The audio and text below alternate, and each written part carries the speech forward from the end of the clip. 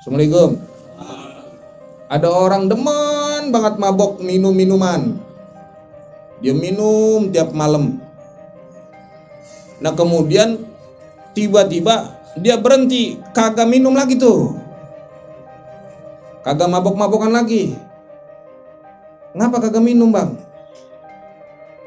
Ganggu kesehatan takutnya ini kalau minum mulu.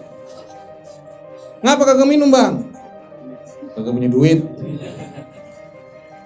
Namanya kagak nyesel dia.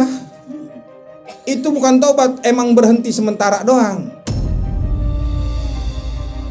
Jadi taubat itu harus ada penyesalan diri. Paham dong? Jadi setiap waktu, kapanpun, dimanapun, jangan lupa untuk bertobat kepada Allah. Taubat itu mencuri perhatian Allah dengan selalu beribadah kepadanya. Taubat itu malu jadi benalu. Malu banyak minta mulu tapi kagak pernah beribadah kepada Allah Subhanahu wa taala. Itu taubat. Taubat itu bangkit dari yang tadinya kita jauh dari Allah, kemudian kita makin mendekatkan diri kepada Allah Subhanahu wa taala.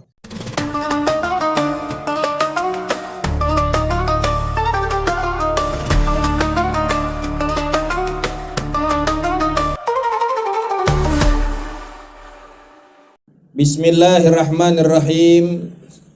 Alhamdulillahi rabbil alamin. Wassalatu wassalamu ala ashrafil anbiya'i wal mursalin sayyidina wa maulana Muhammadin wa ala alihi wa sahbihi ajma'in, amma ba'du. Fa inna asdaqal hadith kitabullahi ta'ala wa khairal hadi hadyu nabina Muhammadin sallallahu alaihi wasallam wa syarral umur muhdatsatuha wa kullu muhdatsatin bid'ah wa kullu bid'atin dalalah wa kullu dalalatin finnar.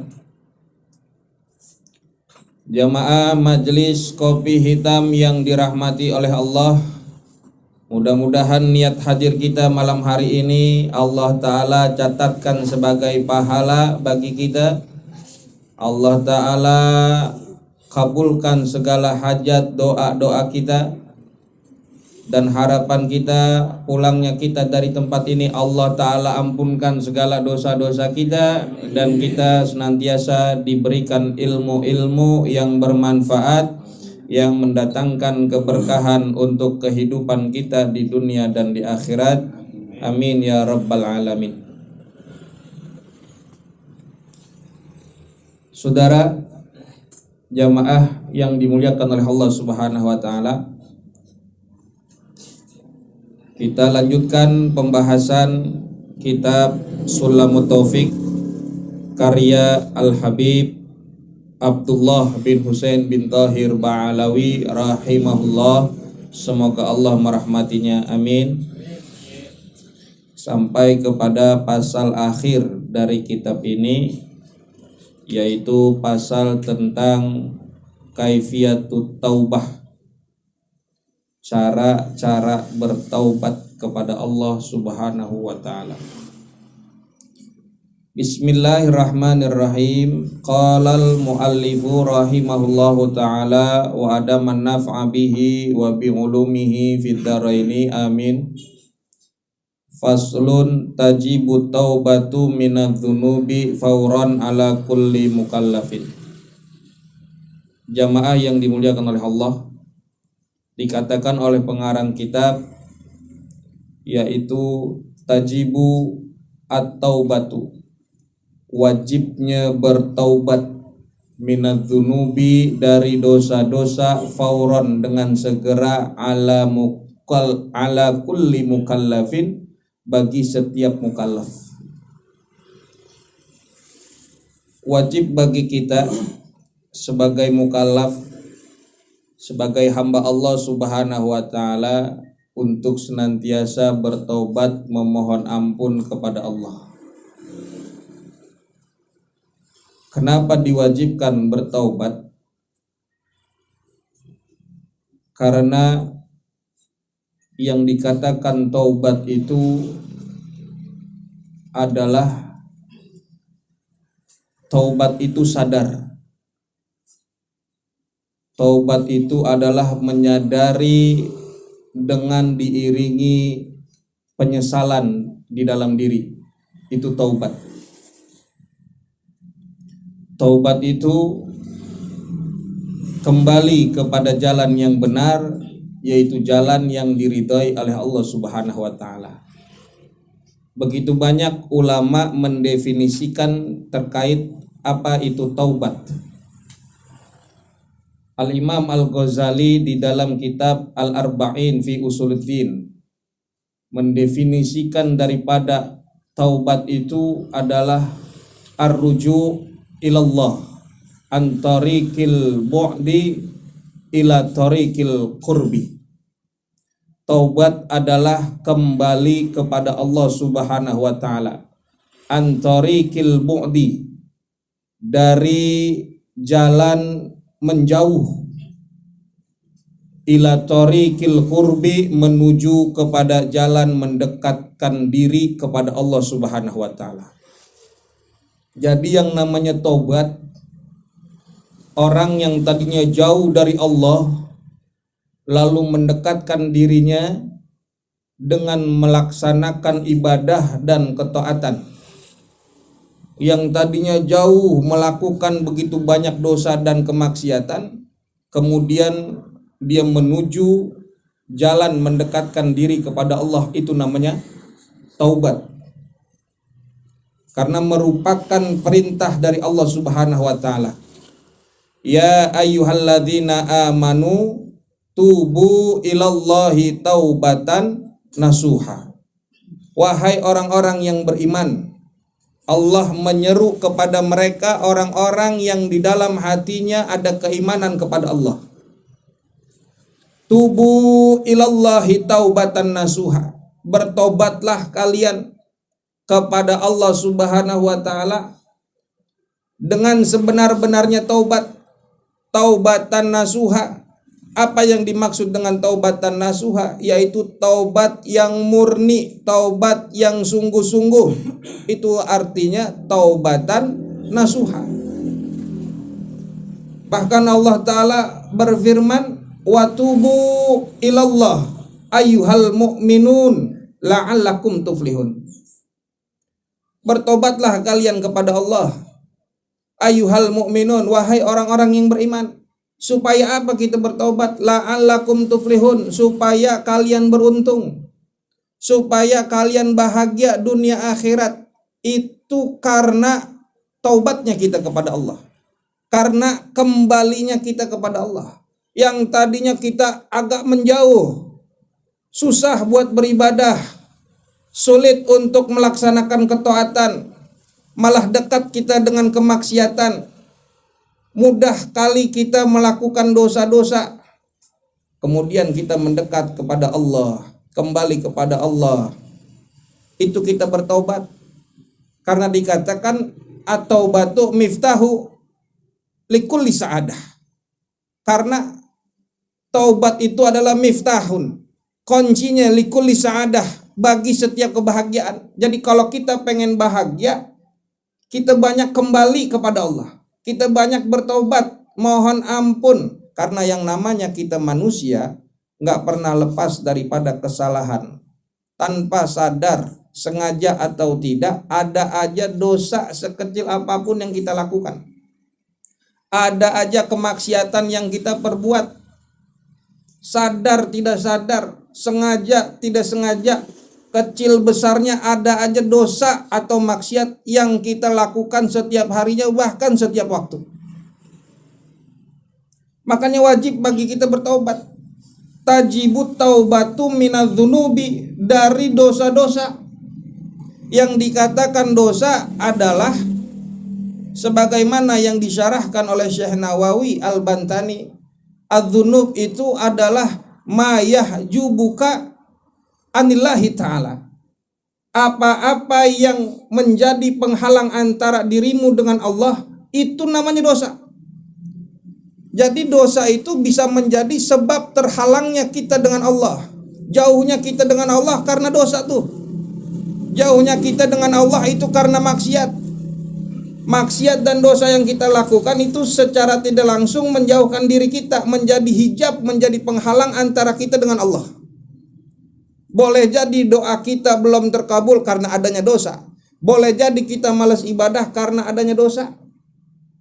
Maka dengan menggugurkan dosa itu, kita bertaubat.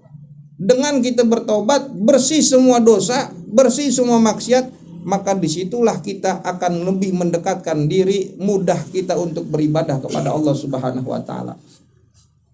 Wajib kita bertaubat kepada Allah dari dosa-dosa fauran, dengan segera. Habis kita melakukan dosa, setelah kita melakukan maksiat, segera kita bertaubat. Karena taubat itu sadar. Ketika kita sadar, kemudian langsung segera kita bertobat. Jangan dinanti-nanti, jangan dientar-entarin. Entar aja dah, malam ini maksiat, besok pagi saya taubat kepada Allah. Belum sampai pagi, ayam belum berkokok, kita udah mati duluan. Banyak cerita seperti itu. Entar aja taubat kalau udah punya anak atu. Belum punya anak, Allah udah cabut nyawa kita. Entar aja taubat kalau udah punya bini. Belum punya bini, udah dicabut nyawanya duluan. Anda belum kawin, belum nikah, masih muda, banyak maksiat.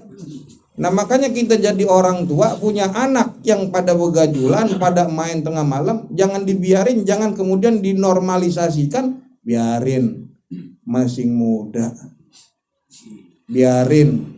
Dulu kita juga begitu. Lalu bau toge. Karena yang namanya waktu kita kan kagak tahu. Kalau anak kita kemudian berdosa, melakukan kemaksiatan, kita jadi tanggungannya. Maka segera kita ingatkan, sadari untuk segera bertaubat.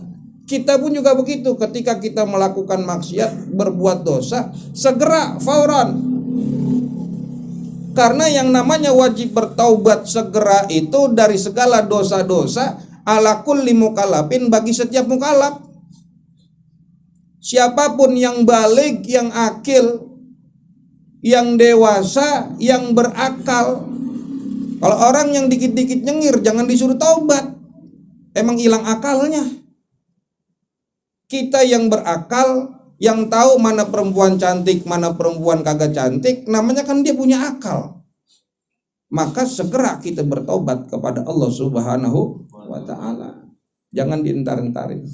Taubat itu sadar, taubat itu menyesal, taubat itu kembali kepada Allah Subhanahu wa Ta'ala. Nah saudara, kenapa wajib bagi kita bertobat kepada Allah? Bagi setiap orang, setiap mukallaf yang balik, yang akil, dia memiliki kewajiban bertaubat kepada Allah. Sebab apa? Karena yang namanya manusia itu diliputi oleh sifat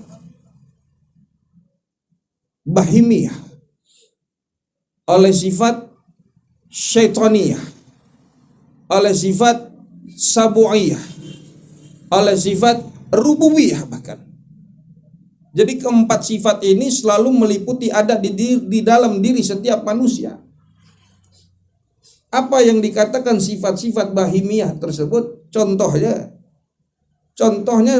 sifat bahimiyah itu yang cenderung mengikuti hewan, sifat hewani. Nafsu, syahwat, itu sifat bahimiyah. Sabu'iyah, dia serakah, hewan buas, predator. Itu sifat yang ada di dalam diri setiap dari kita. Mudah marah, itu sifatnya setan. Hasad, dengki, iri hati, benci sama orang, benci sama tetangga, ngelihat orang bagus kita kagak demen, ngelihat orang susah kita ketawa, kita girang, demen sama keributan, suka permusuhan, dikit-dikit pengennya ribut, dikit-dikit berantem, nipu orang, gampang banget bohong. Itu sifat yang ada di dalam diri manusia. Bahkan sombong, itu kan sifatnya rububiyah, sifatnya Allah, al-kibr. Kita kagak pantas manusia sombong, tapi ada di dalam diri manusia tuh. Sombong, merasa mulia, merasa hebat, merasa baik, udah berbuat. Ada yang lagi cinta dunia, cinta pujian, seneng banget dipuji orang, nyari perhatian manusia, dan lagi macam-macamnya. Makanya wajib bagi kita untuk bertaubat kepada Allah. Wajib bertaubat bagi setiap orang, setiap manusia, karena tadi manusia diliputi oleh sifat-sifat yang tercela, sifat-sifat yang jelek. Dan juga wajib bagi kita, saudara, taubat di setiap keadaan. Bukan setahun sekali, bukan sebulan sekali, bukan seminggu sekali. Setiap waktu, setiap keadaan, wajib bagi setiap insan, setiap manusia itu bertobat kepada Allah Subhanahu wa ta'ala. Kenapa? Karena setiap manusia itu ada aja kalanya dia punya dosa yang dilakukan oleh tubuhnya, bahkan hatinya. Gampang banget dosa dilakukan oleh setiap manusia lewat tubuhnya, anggota badannya, baik itu dia punya tangan, kaki, mata, telinga. Bahkan yang lebih dahsyat itu kalau ada penyakit di dalam hatinya. Kesalahan yang dilakukan, maksiat yang diperbuat oleh hati itu bahayanya, dosanya lebih besar daripada maksiat yang dilakukan oleh anggota tubuh lainnya. Dan itu bisa terjadi dalam diri manusia. Adanya akhlak yang jelek, akhlak yang buruk, maka wajib bertobat di setiap keadaan. Jadi kita nih saudara, assalamualaikum, wajib taubat kita setiap waktu, setiap orang wajib taubat kepada Allah Subhanahu wa ta'ala. Dikit-dikit bertobat, ada salah kagak ada, ngerasa atau kagak, kembali kepada Allah, bertaubat kepada Allah Subhanahu wa ta'ala. Karena ketika kita kemudian dikit-dikit merasa rendah, merasa hina, merasa salah, jadi mulia kita. Tapi kalau kita senantiasa merasa mulia, merasa hebat, merasa lebih baik daripada yang lain, jatuh sejatuh-jatuhnya kita tuh. Maka takutnya ada perasaan seperti itu. Nah, kita bertaubat kepada Allah Subhanahu wa ta'ala. Kemudian wahia, dan adapun taubat itu an-nadamu, yaitu menyesal, adanya penyesalan dalam diri.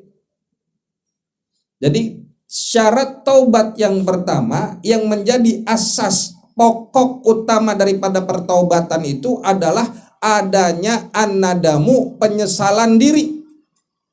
Orang bisa dikatakan dia bertaubat dan taubatnya diterima oleh Allah lantaran adanya penyesalan. Menyesal dia udah berbuat dosa, menyesal dia udah berbuat maksiat. Kalau kagak ada penyesalan mah namanya bukan taubat. Namanya bukan taubat. Apa contohnya? Contoh, assalamualaikum. Ada orang demen banget mabok minum minuman. Dia minum tiap malam. Nah kemudian tiba-tiba dia berhenti, kagak minum lagi tuh, kagak mabok-mabokan lagi. Ngapa kagak minum bang? Ganggu kesehatan takutnya ini kalau minum mulu. Ngapa kagak minum bang? Kagak punya duit. Namanya kagak nyesel dia. Itu bukan taubat, emang berhenti sementara doang. Jadi taubat itu harus ada penyesalan diri. Paham dong? Jadi syarat yang pertama taubat itu adanya penyesalan diri. Kalau kagak nyesal namanya bukan taubat. Emang berhenti doang dia seketika itu. Emang setan lagi liburan aja kali. Iya. Main judol dia. Tiba-tiba berhenti. Ngapa bang kagak main judol? Kagak. Emang apa? Oh, lagi ngaji masih main judol aja. Lagi ngaji. Pulang ngaji. Na'udzubillah min dzalik. Jadi yang namanya tobat adanya penyesalan di dalam diri. Kalau kagak nyesel namanya bukan tobat. Nyesel tuh gimana? Yang dikatakan an-nadamu itu dia bersedih karena sudah melakukan dosa. Dan dia berharap, dia berangan-angan tuh, andai aja ini kejadian mah kagak bakal terjadi gitu. Artinya seharusnya mah saya kagak ngelakuin ini nih. Tuh. Seharusnya kayak saya kagak pantas nih ngelakuin dosa begini nih. Itu namanya nyesel. Sedih, ya Allah. Nangis dia seg-segan. Ngapa saya kerjain ini ya? Tuh. Bukan cuman karena takut. Kan ada aja orang habis ngelakuin dosa, waduh, takut ketahuan, takut ketangkep sama polisi. Habis maling, nyesel dia. Kenapa nyesel? Takut ntar anak bini gue kalau gue ketangkep makan apa ya? Tuh, itu mah bukan nyesel namanya, karena takut doang. Nyesel itu dia bersedih, ya Allah seharusnya saya kagak maling. Seharusnya saya kagak maksiat. Seharusnya saya kagak zolimin orang. Tuh namanya nyesel. Dia bersedih, bahkan dia sampai meneteskan air mata. Lantaran dia nyesel udah ngelakuin perbuatan yang semestinya dia kagak lakuin. Paham tuh? Jadi yang pertama, syarat daripada taubat, dan taubat itu akan diterima oleh Allah karena adanya penyesalan. Paham? Kemudian yang kedua, wal ikla'u dan meninggalkan dosa. Syarat yang kedua daripada taubat adalah meninggalkan dosa. Artinya dosa yang dia udah lakuin tuh dia kagak mau kerjain lagi. Dia tinggalin semua perbuatan-perbuatan dosa. Dia tinggalin semua kemaksiatan-kemaksiatan yang sebelumnya dia lakuin. Jadi udah nyesel, kemudian dia berhenti, nggak lagi ngelakuin dosa. Tuh. Jadi kalau kayak tadi modelannya mah kagak ada penyesalan, dia baru ikhla doang, dia baru berhenti doang, kagak nyampe penyesalan. Dia, udah dah kagak usah dah begitu ya. Ngapa emang? Takut saya ditangkap sama polisi ntar. Tuh, itu baru ikhla, bukannya nyesel. Kalau nyesel itu udah ikatannya sama Allah, ya Allah, ngapa saya begitu? Ya.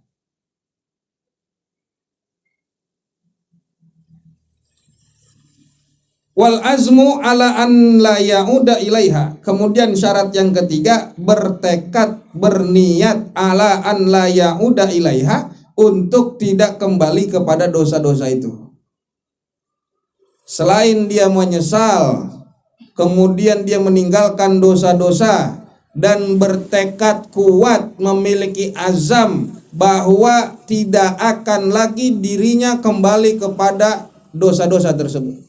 Artinya dia mantepin dirinya, punya etikat, kagak mau lagi ngelakuin gituan, kagak mau lagi ngelakuin maksiat dan dosa-dosa. Nah, itu namanya al-azmu ala an la ya'uda ilaiha. Dia bertekad kagak mau lagi ngelakuin dosa. Dia mantepin, kagak mau pokoknya. Wal istighfaru, dan kemudian yang keempat adalah beristighfar, mohon ampun kepada Allah. Ya Allah, astagfirullahaladzim. Langsung ingat kepada Allah. Habis ngelakuin dosa, ya Allah, istighfar dia, mohon ampun, dia bertobat. Jadi itulah syarat keempat, syarat diterimanya taubat. Dapat dikatakan orang itu bertobat lantaran yang pertama, dia adanya an-nadamu, penyesalan, menyesal di dalam dirinya karena sudah melakukan dosa. wal iqla'u, dan kemudian dia meninggalkan dosa-dosa itu, tidak mau lagi mengerjakannya. Bahkan wal azmu, dia bertekad, berniat, memiliki azam an la ya'uda ilaiha, untuk tidak kembali melakukan perbuatan dosa itu. Dan yang terakhir, yang keempat, wal istighfaru, dia beristighfar, mohon ampun kepada Allah karena sudah melakukan perbuatan yang semestinya dia kagak kerjain. Jadi itu nyesel, dia bersedih, ya Allah, ngapa ya ini terjadi sama saya? Seharusnya saya kagak ngerjain beginian nih.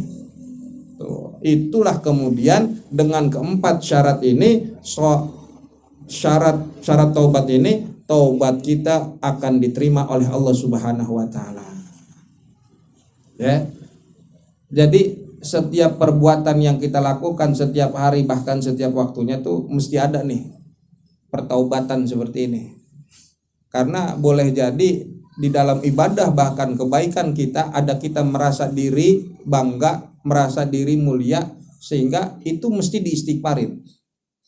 Perbuatan kebaikan, bahkan amal ibadah yang kita lakukan itu mesti diistighfarin tuh. Karena tadi takutnya di dalam hati ada diri merasa lebih mulia, merasa diri hebat bener gua doang nih yang bisa sedekah begini, coba itu. Gua doang yang bisa sholat tahajud begini, coba itu. Gua doang ini yang bisa ngaji, coba itu. Nah, itu yang mesti diistighfarin, mesti kita bertobat. Ya Allah, ngapa ya ada perasaan begini dalam hati saya? Buang jauh-jauh dah tuh, buang jauh-jauh. Nah, itulah kemudian dosa-dosa kita diampuni oleh Allah, taubat kita diterima oleh Allah Subhanahu wa taala.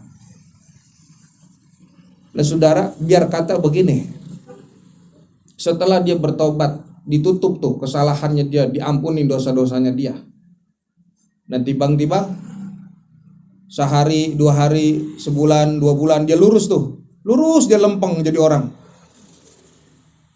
Nah ketemu lagi sama temennya tuh, ayo dah, emang lu mau jadi nabi apa begini aja? Kata dia begitu. Mau jadi wali lu, ibadah mulu.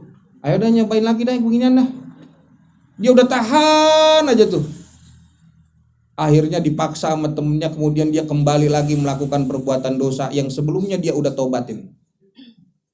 Gimana tuh? Bagaimana begitu tuh?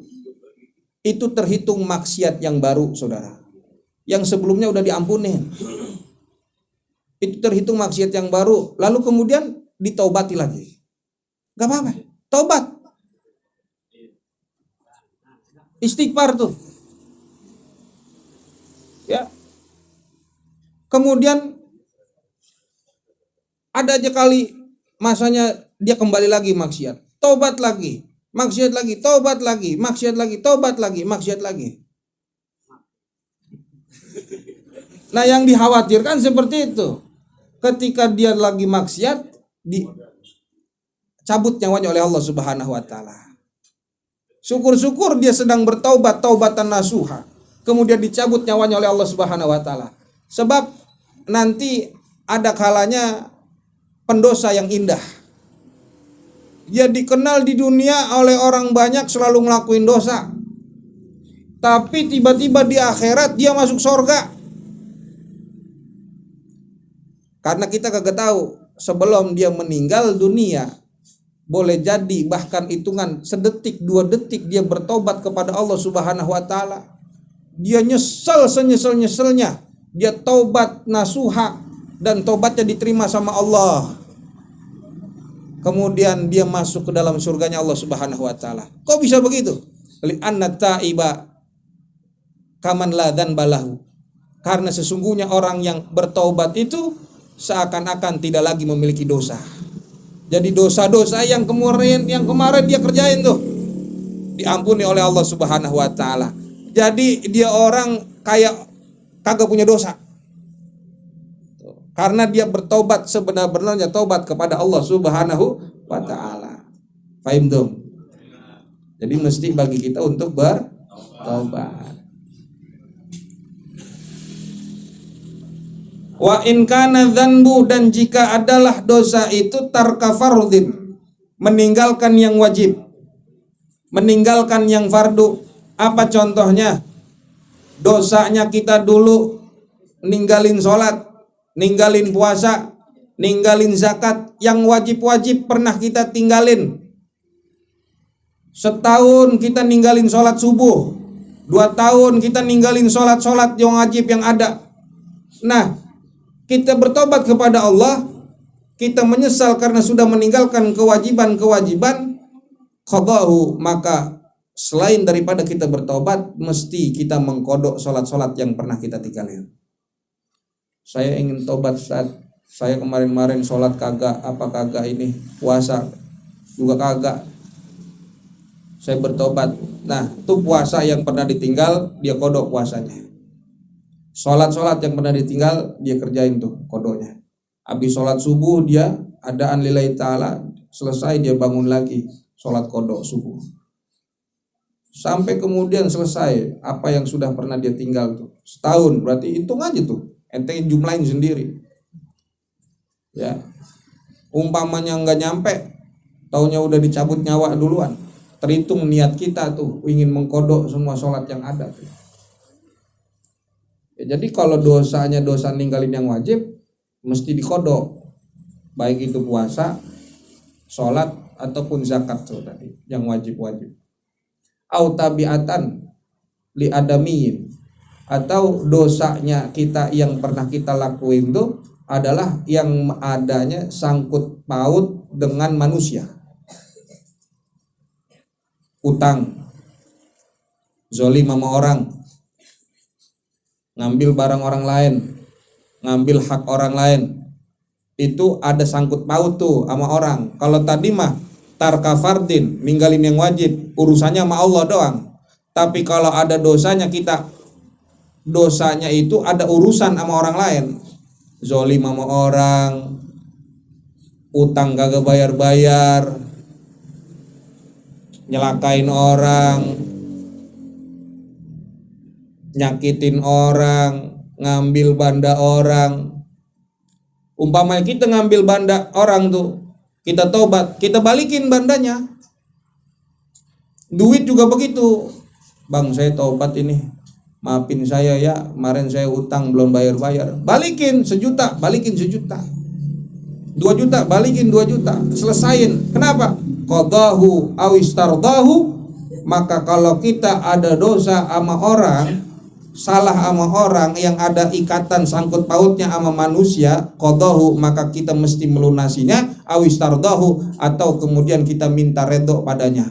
Bang, saya kan utang kemarin 1 juta ya, saya tobat ini, saya ya Allah, saya kagak mau lagi dah ngutang-ngutang, saya kagak mau lagi dah nyakitin ganggu orang lain, saya tobat, saya minta maaf ya bang ya, saya minta redhonya, saya belum ada duit juga buat bayar utang ke abang, saya minta redhonya aja dah. Tapi kalau misalkan saya nanti ada rezeki, saya usahain saya bayar ke abang. Tuh, karena kita punya salah sama orang, begitu. Kalau kita cuma tobat kepada Allah, istighfar, ya habis kita nyakitin orang, tobat kita ke Allah.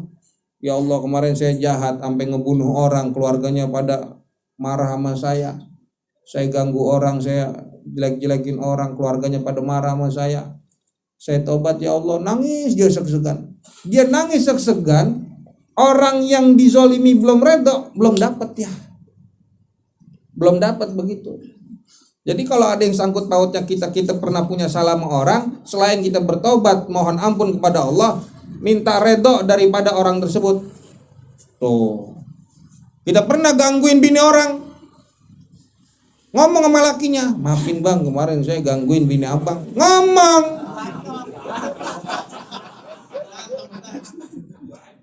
lah minta redonya, bang maafin ya, emang semua saya lagi hilaf.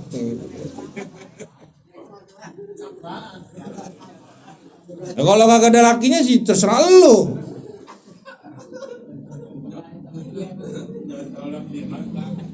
Ngapa pada girang banget? Nah, kalau kita menyadari kita pernah melakukan hal tersebut, selain kita ya Allah, kagak lagi-lagi dah ya Allah, kita minta redho juga sama orang itu yang udah kita pernah berbuat salah kepadanya. Maaf, paham sampai sini? Paham sampai sini? Ngapa berat? Jadi saudara, taubat itu wajib bagi setiap orang, setiap manusia. Taubat itu wajib di setiap keadaan, setiap tempat, kapanpun waktunya kita wajib bertobat kepada Allah Subhanahu wa Ta'ala. Karena boleh jadi ada dosa yang kecil yang tanpa kita sadari kita lakukan, itu mesti diistighfari, mesti kita bertobat kepada Allah Subhanahu wa Ta'ala. Jadi sebagai rangkuman, syarat daripada taubat dan taubat kita akan diterima oleh Allah Subhanahu wa Ta'ala, yang pertama adanya an-nadamu, adanya penyesalan dalam diri, wal iqla'u, dan kemudian meninggalkan dosa-dosa tersebut, wal azmu, yang ketiga adanya tekad kuat, kita berniat ala an la yauda ilaiha, untuk tidak kembali kepada melakukan dosa-dosa itu, wal istighfaru, dan kita mesti beristighfar kepada Allah Subhanahu wa Ta'ala. Ya, jadi wajib, penting itu bagi kita bertobat. Ya, jangan kita udah lempeng aja, ngerasa diri kagak pernah dosa, ngerasa diri kagak pernah salah. Sehari nggak mungkin kita kagak pernah ngelakuin dosa. Ada aja dosa yang nyempil, kagak sadar kita ngelakuin itu dosa. Maka kita taubat setiap hari, setiap waktu. Sebelum tidur istighfar, bangun tidur istighfar. Ya, biar kita terhindar daripada perbuatan-perbuatan yang jelek, terhindar daripada dosa dan juga kemaksiatan. Nah, boleh menjadi catatan juga buat kita, yang namanya taubat itu penting bagi kita. Bagi setiap orang penting bertobat. Sebab apa? Sebab dua hal. Yang pertama, wajib dan pentingnya bertobat itu sebab li ajli taufik lil ibadah. Karena taubat itu agar kita diberikan kemampuan oleh Allah Subhanahu wa Ta'ala untuk beribadah. Maka penting bagi kita bertobat agar kita diberi kemampuan oleh Allah, baik itu kemampuan zahir maupun kemampuan batin. Kemampuan zahir secara fisik dia mampu beribadah, tapi belum tentu batinnya kuat beribadah. Belum tentu batinnya mampu. Secara fisik kita lihat dia mampu puasa, badannya sehat, fisiknya kuat, tapi batinnya lemah, imannya lemah, gampang goyang. Sebab apa dia bisa begitu? Sebab ada dosa-dosa yang menghalangi antara dirinya dengan Allah. Jadi dosa itu sesuatu yang menjadi penghalang. Dia kagak mampu beribadah bukan karena fisiknya kagak kuat, bukan karena zahirnya kagak kuat, tapi karena batinnya berat sehingga dia memikul dosa-dosanya tadi, dia tidak melakukan ibadah. Jadi taubat itu penting saudara, agar kita mampu beribadah. Karena dengan taubat itu membersihkan badan kita, membersihkan hati kita, bersih, kita suci. Allah itu maha suci. Sekali lagi, Allah itu maha suci. Maka yang bisa dekat kepada Allah adalah yang suci. Kalau kita masih bawa kotoran, kita masih bawa dosa, susah kita buat dekat ke Allah. Ada seseorang yang bertanya kepada seorang ulama yang bernama Al-Imam Hasan Al-Basri. Kata orang ini ngomong nih, nanya kepada sang imam, "Wahai imam, saban malam saya bangun, saya melek mata saya, badan saya sehat, tapi kayaknya pengen ngelakuin sholat tahajud, sholat malam susah banget, kenapa ya?" Dia nanya begitu tuh. Kenapa ya? Padahal saya kuat, padahal saya bisa tuh waktu itu tuh, tapi saya kagak lakuin tuh ibadah tengah malam itu. Kata Imam Hasan Al-Basri, lantaran apa kamu tidak melakukan itu ibadah? Lantaran dosa-dosa yang ada di dalam dirimu, dosa-dosa yang memikul, dosa-dosa yang kau pikul di dalam badanmu. Jadi yang membuat dia tidak bisa beribadah itu bukan karena dia tidak mau, tapi karena dia tidak mampu. Sebab apa dia tidak mampu beribadah? Lantaran adanya penghalang. Apa yang menjadi penghalang? Dosa-dosanya. Jadi penting tuh sekali lagi, kita bertobat agar kita diberikan kemampuan. Hati kita jadi enak, mau beribadah juga mudah. Kemudian saudara, yang kedua, kenapa penting bagi kita untuk bertobat? Liqabulil ibadah, agar ibadah kita diterima oleh Allah. Ada orang rajin ibadah, tapi di dalam hatinya ada kesombongan karena dia telah melakukan ibadah. Ibadahnya nggak diterima sama Allah. Sebab apa? Karena dia sombong. Karena dia merasa dirinya lebih hebat, lebih mulia di antara yang lain. Jadi syarat diterimanya ibadah kita oleh Allah Subhanahu wa taala yaitu kita merasa takut ibadah kita tidak diterima. Dengan kita beribadah merasa diri kita hina, merasa diri banyak dosa, merasa diri banyak salah, tidak merasa hebat meskipun dia sudah melakukan begitu banyak kebaikan, inilah yang akan diterima oleh Allah amal ibadahnya. Dan amalan ibadah itu akan diterima oleh Allah hanya bagi mereka orang-orang yang bertakwa. Jadi taubat itu yang mendorong diri untuk terus kemudian mampu beribadah, dan dengan taubat itulah kemudian ibadah kita akan diterima. Seperti kita sholat, selesai sholat itu kemudian kita istighfar, kita bertobat, supaya apa? Supaya sholat kita diterima oleh Allah. Karena bisa jadi di dalam hati kita ngerasa bangga karena sudah melakukan sholat, ngerasa mampu karena sudah berbuat baik, dan kemudian merasa sombong, kita bangga diri, lu mah kagak pernah sholat, gua nih. Tuh, akhirnya kemudian sholat kita percuma, sia-sia. Ibadah kita percuma, sia-sia, saudara. Maka penting sekali lagi bertobat kepada Allah untuk kita diberikan kemampuan untuk bisa beribadah dan untuk diterimanya amal ibadah yang telah kita lakukan. Ya. Setelah kemudian kita mempelajari kitab-kitab ini, kitab Sulamut Taufik ini, kenapa pengarang kitab mengakhiri dengan pasal taubat ini? Supaya kita tidak merasa bangga diri sudah menyelesaikan membaca kitab ini, kemudian kita merasa diri lebih hina, merasa rendah, dan hanya orang yang merasa rendahlah yang makin mendekat kepada Allah Subhanahu wa ta'ala. Paham dong? Paham dong? Jadi setiap waktu, kapanpun, dimanapun, jangan lupa untuk bertobat kepada Allah. Taubat itu mencuri perhatian Allah dengan selalu beribadah kepadanya. Taubat itu malu jadi benalu. Malu banyak minta mulu tapi kagak pernah beribadah kepada Allah Subhanahu wa ta'ala. Itu taubat. Taubat itu bangkit dari yang tadinya kita jauh dari Allah, kemudian kita makin mendekatkan diri kepada Allah Subhanahu wa ta'ala. Itu taubat namanya. Ya. Siapapun, mau tua, mau muda, mau laki, perempuan, wajib taubat. Taubat ya. Assalamualaikum. Alhamdulillah. Kemudian kita akhiri kitab ini oleh pengarang kitab dikatakan intaha, telah selesai maqaddarallahu jam'ahu, apa-apa yang Allah takdirkan akan terkumpulnya, terhimpunnya ini kitab.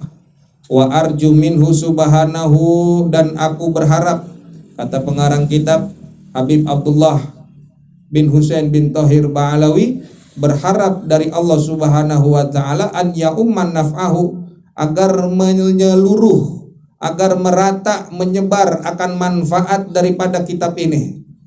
Kitab yang kecil ini, yang ringkes ini, telah kita banyak tahu, ini kitab banyak dipelajarin ya di seluruh dunia, di seluruh negeri, di pesantren, di majelis, di sekolahan. Ini kitab manfaatnya besar.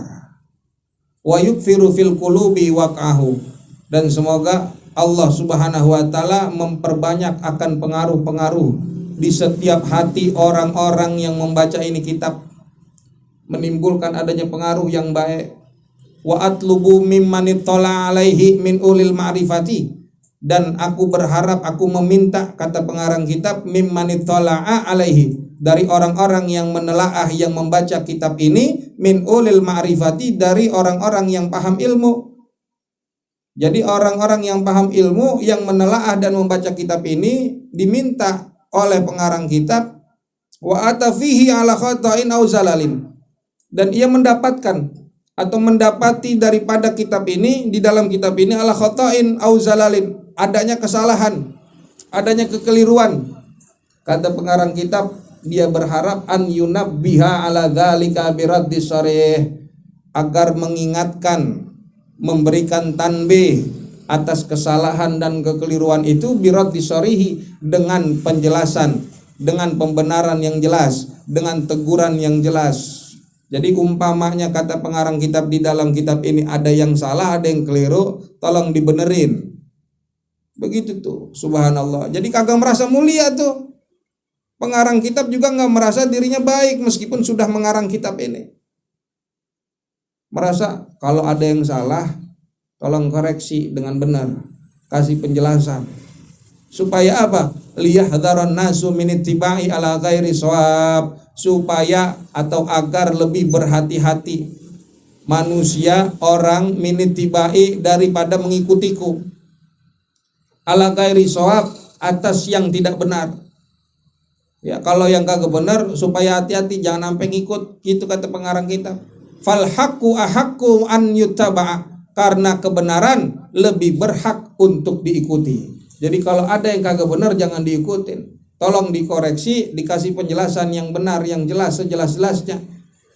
Nah kemudian kebenaran itu lebih berhak untuk diikuti. Wal insanu mahalul khata'i wan nisyan, dan adapun manusia itu tempatnya salah dan lupa. Bahkan seorang ulama besar, Al-Habib Abdullah bin Husain bin Thahir Ba'alawi, meskipun sudah mengarang kitab yang manfaatnya luas ini, manfaatnya banyak ini, kita pun udah membacanya, begitu banyak manfaat dan pengaruh yang bisa dirasakan oleh kita, beliau masih merasa ini takutnya ada yang salah, tolong benerin. Karena yang namanya manusia itu tempatnya salah dan lupa. Rabbana ya Allah, ighfir lana, ampunilah dosa-dosa kami, wal ikhwanina, dan saudara-saudara kami, alladzina sabaquna bil imani, yaitu orang-orang yang mendahului akan kami, bil imani, dengan keimanan. Wala taj'al, dan janganlah engkau jadikan, fi qulubina, di dalam hati-hati kami, gilan, akan kebencian, lilladzina amanu, kepada orang-orang yang beriman. Rabbana innaka raufur rahim, ya Allah, ya Tuhan kami, innaka, sesungguhnya engkau, raufun rahim, yang maha pemurah lagi maha pengasih. Raufun rahim, yang maha pemurah lagi maha penyayang. Allahumma ya Allah, maghfiratuka, adapun ampunanmu, ausa'u, lebih luas, min dzunubina, dari dosa-dosa kami, wa rahmatuka, dan rahmatmu, kasih sayangmu, arja, lebih aku harapkan, lebih kami harapkan, atau lebih diharapkan, indana, di sisi kami, min a'malina, dari amal perbuatan kami. Subhana rabbika rabbil izzati amma yasifun, subhana, maha suci, rabbika, Tuhanmu, yaitu Tuhan Nabi kita Muhammad sallallahu alaihi wasallam, rabbil izzati, yang menguasai kemuliaan, amma yasifun, dari apa-apa yang mereka sifati, wassalamun, dan kesejahteraan, alal mursalin, bagi mereka yang diutus oleh Allah Subhanahu wa taala. Walhamdulillahi rabbil alamin, dan segala puji bagi Allah, Tuhan semesta alam. Kita baca doanya. Rabbana ighfir lana wa li ikhwanina alladzina sabaquna bil iman wa la taj'al fi qulubina ghillan lil ladzina amanu rabbana innaka ra'ufur rahim. Allahumma maghfiratuka awsa'u min dzunubina wa rahmatuka arja indana min a'malina. Subhana rabbika rabbil izzati amma yasifun wa salamun alal mursalin walhamdulillahi rabbil alamin. ila hadrati muallif hadzal kitab Al Habib Abdullah bin Husain bin Tahir Ba'alawi wa ila man syarahahu wa man allamani wa allamana hadzal kitab wa ila hadratin Nabi Muhammadin sallallahu alaihi wasallam bisiril Fatihah.